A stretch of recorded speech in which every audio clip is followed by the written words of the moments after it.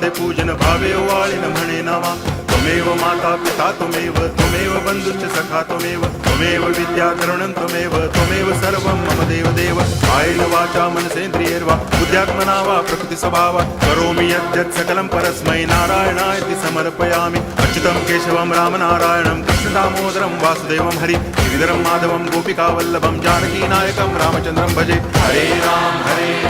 Ram Ram